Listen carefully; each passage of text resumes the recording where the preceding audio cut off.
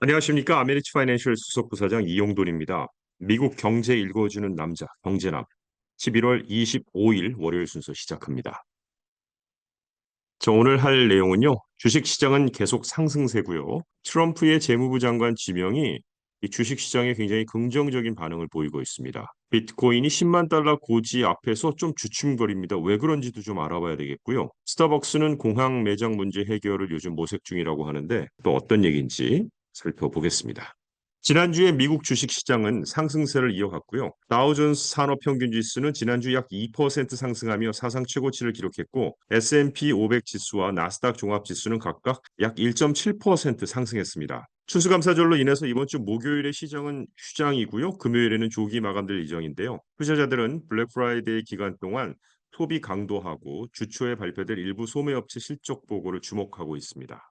오늘 미국 주식시장 다우하고 S&P 500 신기록을 달성하면서 단축거래 주간을 시작했는데요. 다우존스 산업평균지수하고 S&P 500 지수 새로운 사상 최고치를 기록하면서 시작을 했고요.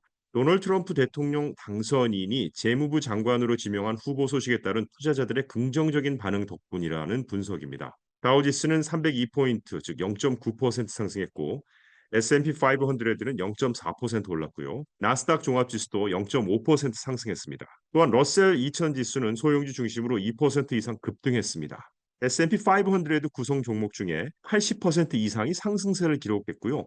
시장 전반에 걸친 강세장을 보여주고 있습니다. 자, 트럼프 당선인은 2015년 설립된 키스퀘어 그룹의 설립자인 스캇 베센트를 재무부 장관으로 지명할 계획인데요. 투자자들은 베센트를 주식시장의 우호적인 인물로 평가하면서 트럼프 행정부의 극단적인 보호무역 정책을 완화하는 데 기여할 것으로 기대를 하고 있습니다. 베센트는 이전 인터뷰에서 관세는 점진적으로 도입해야 한다면서 안정적인 정책 시행의 필요성을 강조했던 인물입니다. 바로 이 키스퀘어 그룹은 저명한 글로벌 매크로 헤지 펀드사라고 보면은 맞을 거고요. 바로 이 베센트 지명 소식 이후에 10년 만기 국채 수익률은 오늘 12 베이시스 포인트, 12 베이시스 포인트 이상 하락하며 안정세를 보였고요. 미국 달러 지수도 소폭 후퇴했습니다. 이와 같은 움직임은 주식시장 강세와 더불어 긍정적인 시장 반응의 전형적인 사례로 분석되고 있는 겁니다.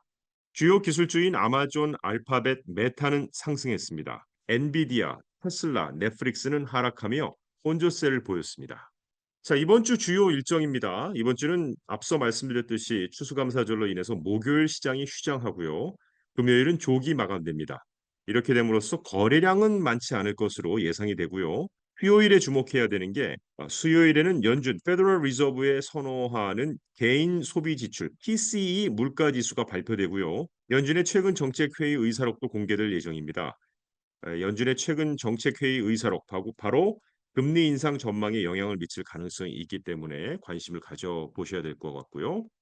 오늘 베스앤바디웍스가 17% 이상 급등하면서 시장 예상을 뛰어넘는 실적을 발표했습니다. 내일 화요일은 소매업체들의 실적 발표가 집중되고 연말 소비 시즌을 앞둔 4분기 소비 동향에 대한 초기 지표를 제공할 전망인데요. 베스트바이, 에버크롬비 앤 피치, 딕스 스포링 굿즈 같은 주요 기업들이 실적을 발표하고 소비자들의 구매 패턴과 지출 심리를 엿볼 수 있을 것으로 기대됩니다. 자, 한편 메이시 소식은 저도 사실 많이 전해드리는 편인데 메이시는 회계 문제로 인해서 예정된 실적 발표를 연기했는데요. 3분기 매출이 약 2% 감소했다고 발표했습니다. 다시 한번 이번 주 주요 실적 발표 일정 보면은요. 바로 내일입니다.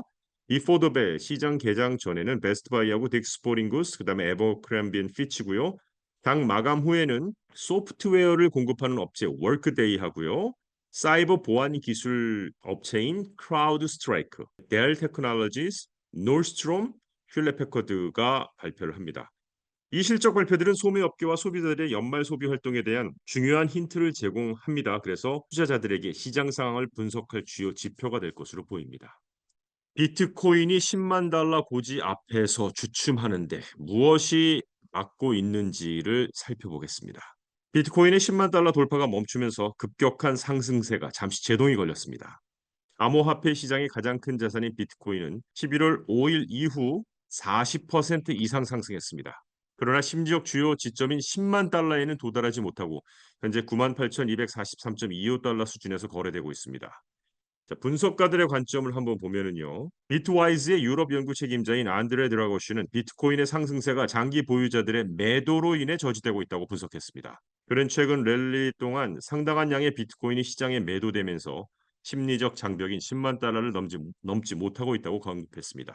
그런데 갤럭시 디지털의 CEO인 마크 노브그라츠는 암호화폐 시장이 과도하게 레버리지되어 있다면서 단기적인 조정을 예상했습니다.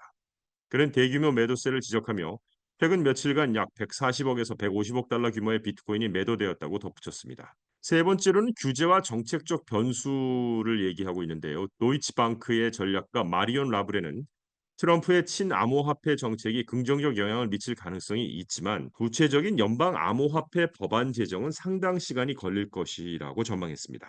그녀는 규제는 산업에 긍정적인 순효과를 줄 것이라고 덧붙였습니다. 향후 전망입니다. 분석가들은 비트코인이 단기적 조정에도 불구하고 여전히 강세장을 유지할 가능성이 높다고 보고 있습니다. 특히 2025년까지 공급 제한과 같은 요인이 가격 상승을 지지할 것으로 예상하고 있습니다. 다만 심리적 저항성인 10만 달러 돌파를 위해서는 추가적인 에너지가 필요할 것이라고 전문가들은 분석하고 있습니다. 과연 비트코인이 이러한 장벽을 넘어설 수 있을지, 그리고 트럼프의 정책이 시장에 어떤 영향을 미칠지 귀추가 주목되고 있습니다.